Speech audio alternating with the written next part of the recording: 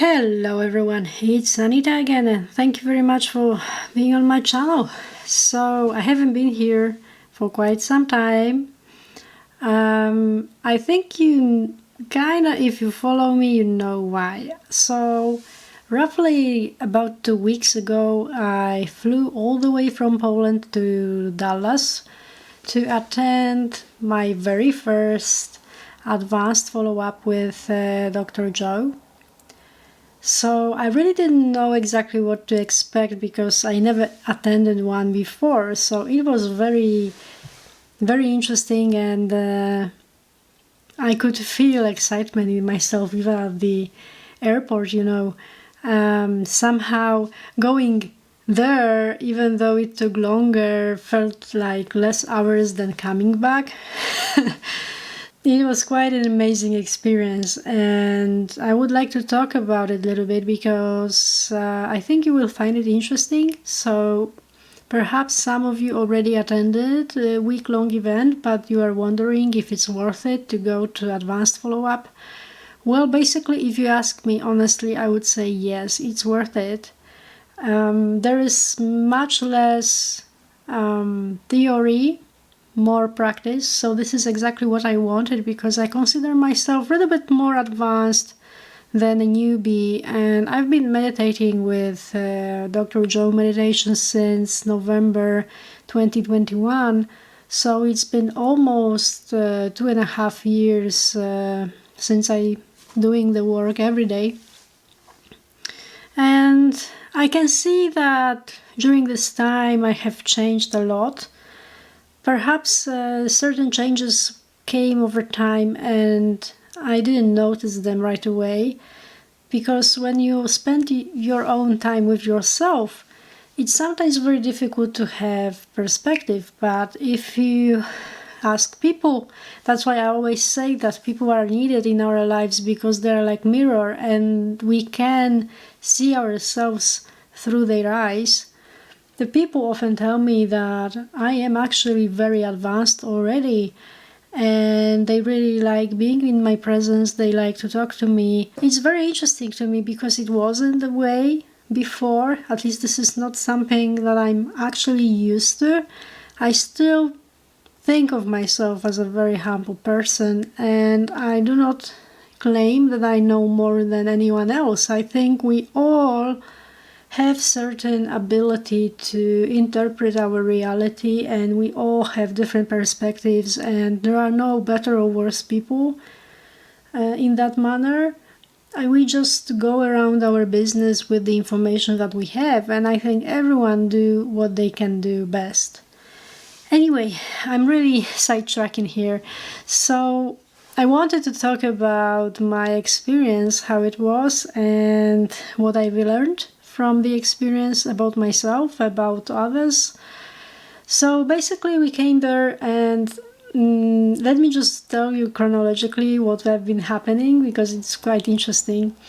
So all advanced follow-ups begin with a reception party. So you register yourself. If you apply to be Healy, you are informed right away during the registration whether you've been picked or not. And well, I decided to actually apply for healing because there were certain issues that I wanted to tackle. I think I told you before that I had autoimmune disorder of the skin that I wanted to fix basically, and for many years I've been focusing on fixing it until I realized that it really isn't about healing the issue, it's more about changing yourself. So I used to hear that a lot, but recently I started to understand it more that the way to heal often is to actually change and to become a different person. But I did struggle.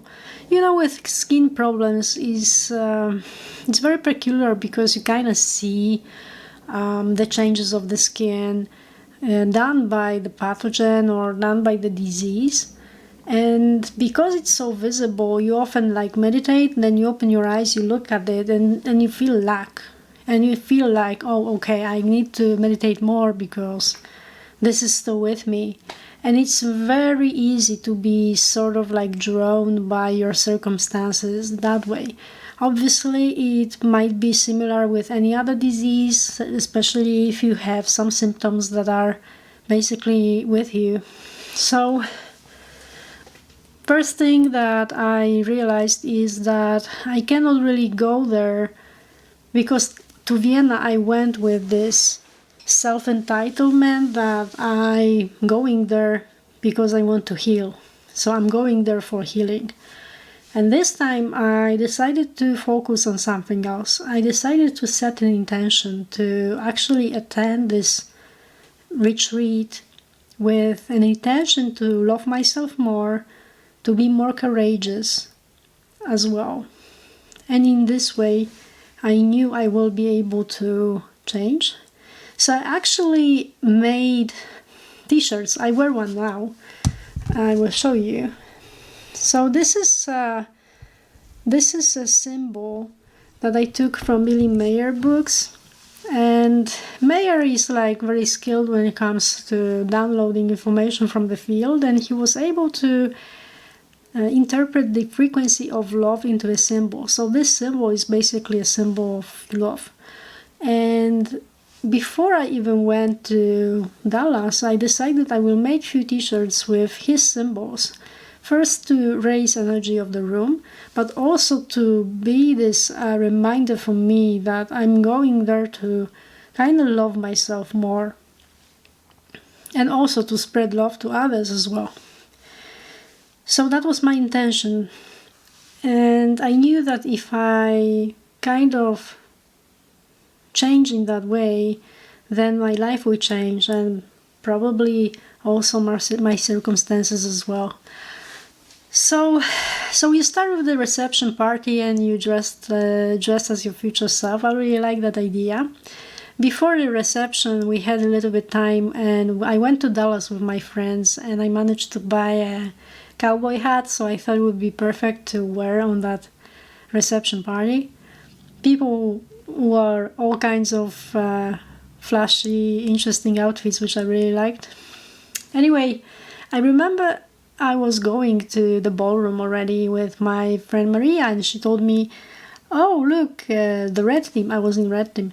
The red team is sitting in front today, so if you go earlier, you will get a really nice seat. And I remember telling her that I didn't really care about nice seat, that if it comes to me, I can sit way, way back in the last row. So we left, and I just went my way. I kind of felt like drawn into the ballroom anyway.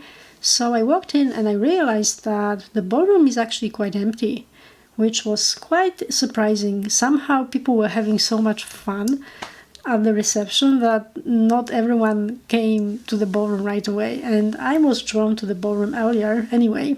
So I noticed that actually front rows were almost empty. And I remember I was just walking very slowly to the first row, and I felt as if I was like in a dreamlike state, as if something was drawing me in. And I thought, okay, there is a lady sitting there already. Probably she's keeping these seats for someone, so it's impossible I'll be able to sit there. But I decided to ask her anyway. So I came up to her and I asked her, excuse me, is this seat taken? And she was like, it's for you. I'm like, wow.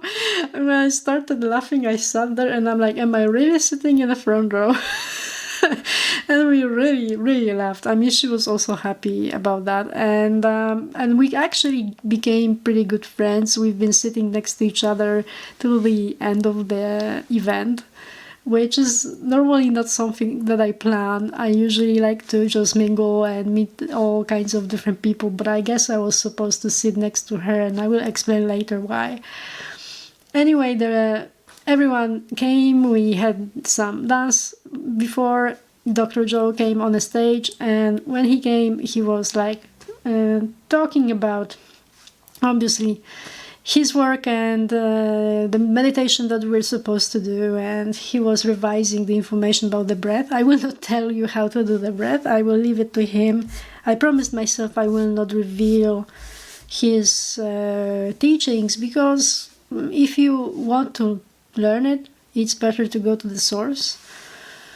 Anyway, there was this moment where he usually likes to go down off the stage and walk among us. And what he actually did was pretty funny, because he came up to me and he started to explain the breath while standing in front of me. And I was like, I remember I was thinking, okay, this is quite a surreal situation.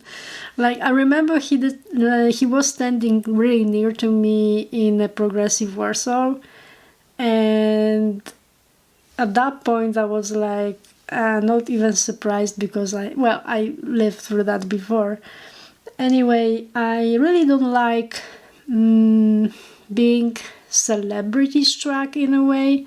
I'm not sure if I use this word correctly, but you know what I mean. I don't really go crazy over people that I know, even if I admire them, because I realize that these are just people just like me, and we all have equal value in a sense. Maybe society values us this differently, but in an essence, we come from the same species, right? So I was really focused on actually sending him neutral vibe. And I actually really like that I think many people have the same in this community, that we kind of view ourselves as equals, right? He's just a teacher, but he's also a human being, right? With his own problems, I bet. So I thought it was kind of funny. Anyway, that it happened second time around, that he was standing and lecturing in front of me. So it was a nice bonus. And at the end we did also a meditation with the breath. So I really felt a little bit pressure, because I was like, okay, I'm sitting in the front row, I know he likes to watch people, you better do that breath right. Like, it was like very surreal experience, you know. Normally I do the breath just, you know, I don't care so much about opinion of others, but then at that moment I felt a little bit of stress, but then I did like 2 breaths and I actually forgot that I was sitting in the front row and the pressure was gone. So I guess I was doing it right. After the meditation, he sat again on his chair on the stage and he was lecturing to people about the mystical. And I remember he actually looked at me when he said this. He looked at me and he said that the mystical which will catch me when I least expect. And I was like, oh, okay, he knows something's gonna happen to me. He just knows. So yeah, so the first day was quite interesting. This wasn't even a full day and it already started way better than expected. Now, the second day, to be honest, I actually mixed the days. I don't remember exactly the meditations we did, because I didn't do any notes, but I think on the second day we definitely did walking meditation. I think on every day we did walking meditation, and on the second day we did the first coherence healing. And this is actually what I wanted to talk about, because it was very, very interesting. So I got picked as a healer. I was told this on a reception. I was super grateful, because this was the second time around they gave me this chance. In Vienna, I also was a healer, so I wasn't even expecting to be picked. I really detached from the outcome and I got it somehow. So I was like grateful the whole time when I was there that I got this chance again. And as I was lying on the floor waiting for my first coherence healing, I saw a face of my friend. The friend I actually met in Vienna. She's also Polish, but she lives in Switzerland. If you watch this, hi. I think you know I'm talking about you. I was bumping into her all the time. I wasn't even using my phone. We just ran into each other all the time, and we actually ended up in the same team as well, and that wasn't coordinated, because I told her I don't know what kind of color I will get, because I want to be a healer, so they always give you a random color. And she was late for her registration, So we didn't communicate which colors we had, and we ended up in the same category, so that was great. Anyway, I saw my friend's face briefly when I was lying on the ground, and then she just disappeared, and I was again in the void. I was trying to open my heart and be in a receptive mode.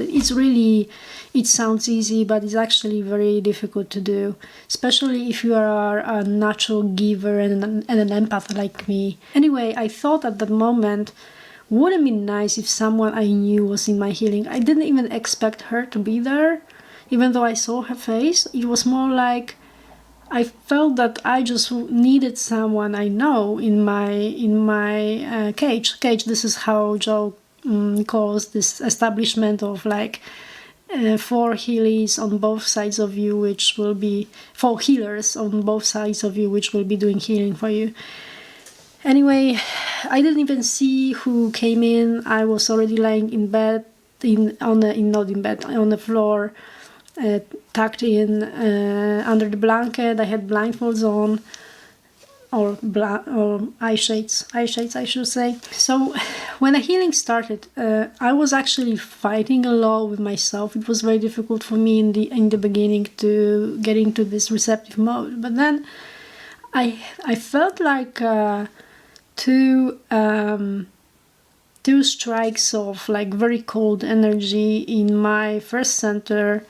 That's where my issues were. I used to have chronic inflammation there. So I felt these 2 strikes of cold, and I knew that somehow I received healing there because the inflammation in my field have been changed, and this chronic inflammation is gone. That's how I interpret it. Definitely something happened. I felt something, and I was like and it happened exactly in the moment where I finally opened my heart, and I was thanking those people that they came on time. I'm gonna cry. That they came on time, that they really did their best.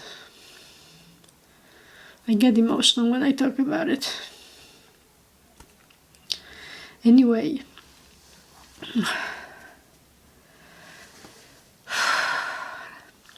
When the healing was over, I opened my eyes, and there was this friend that I saw, and I knew it was magical.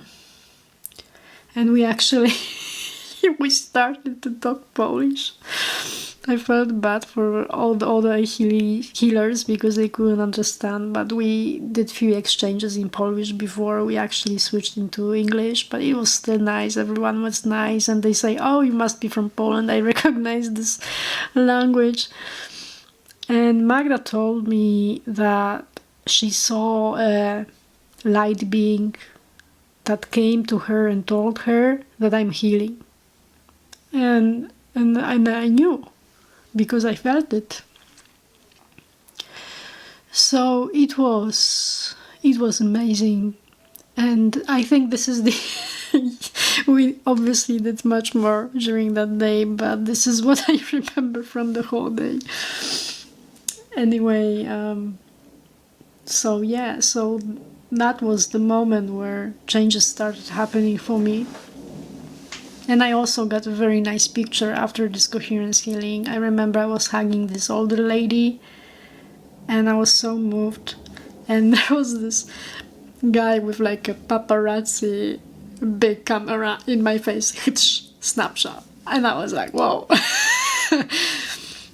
And I kind of knew that this picture will be on the screen, and it was. On the second day, we had a walking meditation. I think it was a mystical walk. I don't remember exactly.